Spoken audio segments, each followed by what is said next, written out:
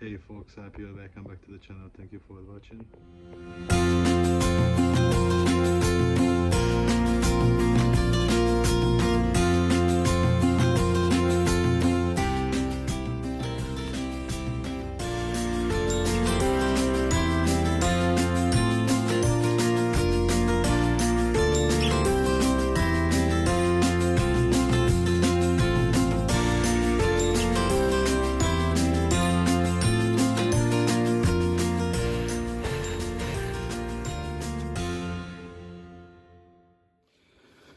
In this episode, I'm going to work at my Suzuki gsx-r 750 Srad from 1998, the first injection edition. And yes, good news, good news. Finally, the last piece of the puzzle, the shims are in. So finally, I can complete the timing. I can adjust the valve clearances at the right sizes. So after that, I can complete everything back together, put back the new gaskets and so on, so on, so on, so on, so on. So she's gonna be good to go for a while again. I'm really excited. Actually, it took a really long time to get the parts, but yeah, from now on, at least I'm gonna have some spare, and just in case I'm gonna check, I guess this size goes to the Hayabusa as well, and to be sure I'm always gonna have enough.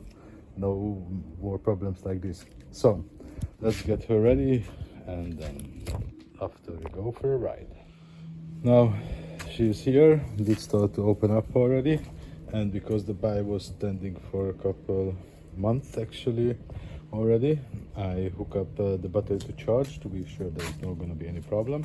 Now everything is open up, so here is the board still, so I have to check this valve on the exhaust side and this on the intake side.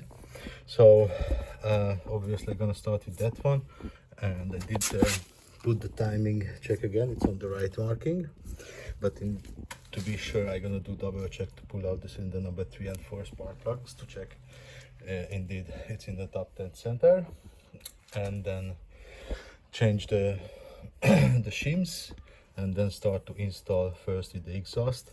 So that's why I'm gonna start with that one, and then put back the chain and put back this line as well.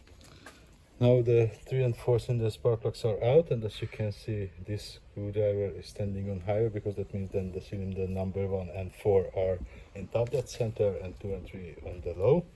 To be sure you see the two screwdrivers are the same length. So this part is good to go. I did already put in the new shim in that one. So now I'm gonna apply some oil by hand just in case, because they run a little bit dry, to be sure there is lubricant when I'm gonna spin the bike.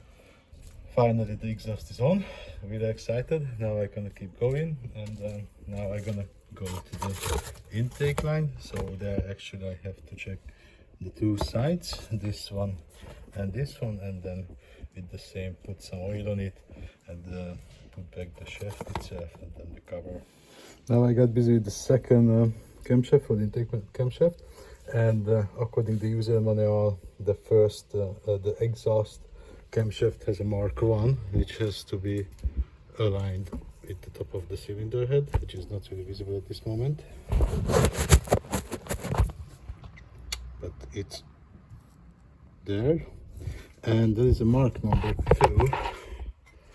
The camshaft from that point has to count 15 pins to the intake exhaust, mark number 3, which is not really visible in this position, but I made the mark with the fields. So now it's there, I just have to put it on the right place, and actually I can tighten it up, and this part is gonna be complete. So far so good. Now both shafts are in, everything is torqued, the oil pipe as well, and now I'm gonna put back the front chain tensioner-ish from the above. This is a little bit of worn, and I guess I have seen it on one of the online shops, so this one gonna put in order as well for the next time when I'm gonna need to do something on the engine. But so far I'm just gonna put this one back. So when I'm gonna put the back, this part is gonna be complete. I'm gonna use the old tensioner yet, and then gonna spin engine around a few times by hand, and then gonna check one more time the timing and the valve clearances as well, just in case, to be sure everything is on the right spot. And then actually, if those things are gonna be good, she can go back together completely and ready for a ride. Now everything is back together, even the tensioner, and now I'm just going to open it, and that's gonna give some tension to the chain, and it's gonna straight up and things gonna jump back on the right place. Meanwhile, the battery is charged up as well, so that I can disconnect too.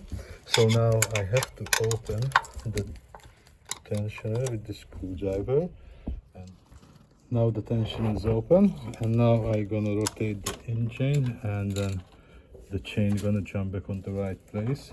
Hopefully it's not gonna jump through, so I'm gonna try like so. So far so good. So let's spin her around and check again that the valve clearances and the timing itself. Things are looking good. I did check the valve clearances. These got better, obviously. A few of them, it was 15 tight, and now I have a different shim, so I could check much more accurate, but they are still in spec. And this one got a little bit bigger because I haven't had all the exact shims, it turns out, because they're not doing only 10th of the millimeter, but also like 1.8, 1.85, but there is existing like 1.82 and 1.78 and these measurements as well. But because I guess before everything being adjusted on the same amount, they've worn down by time. So if it's a little bit on the closest to the other side, it should be 20. It's only 18, so it's still in spec, and probably it's gonna get less by time. So this part is complete, luckily. Really happy. Getting too close. So now I'm going to take out the old tensioner, put in the new one, and then put on the top cover with the new gaskets, and actually this part is complete. Can build back the side, everything, and then get her back together. So this is the new tensioner. It has an insert which is holding the spring on, and when I gonna insert it in the block lid and tighten up the bolts, then I going to pull it out, and that's gonna give the tension on the chain. And I did put the new bolts as well because the old one being stripped out a little bit, so this is gonna cause the difference.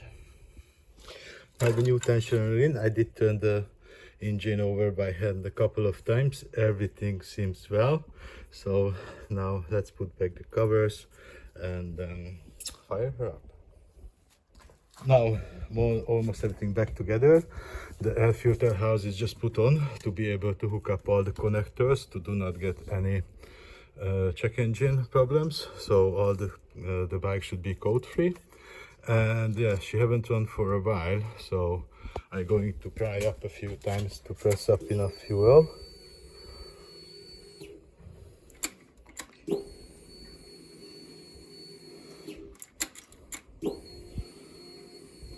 So technically she should start up. Super excitement. Let's see what's gonna be. Oh, so joke.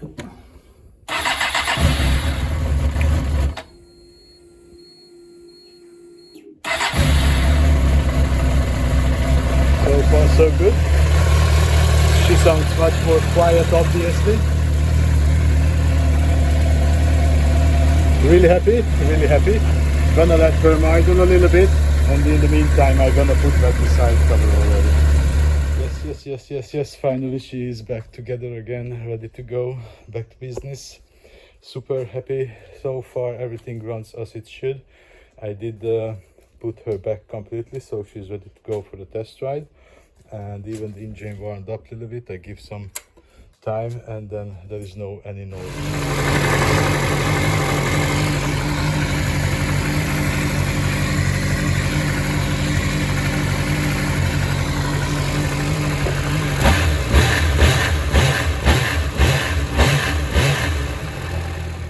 So that's really good news. That was the point of the entire service, actually this part of the service. And now past like a couple of months she did stand for a while, so I gonna take her out for a spin. But before I gonna go, I gonna check the tire pressures, because yeah, it was like 3 months. And what I just got back in my mind, ever since I did replace the coolant, she wasn't out for a ride. So I have to keep attention when I'm back, how is the coolant level gonna stand, and then check it one more time. So really happy, and the best part of the job for the test ride ready to go. So that's it for the episode, guys. Thank you for watching. If you liked it, see you in the next one. Bye bye.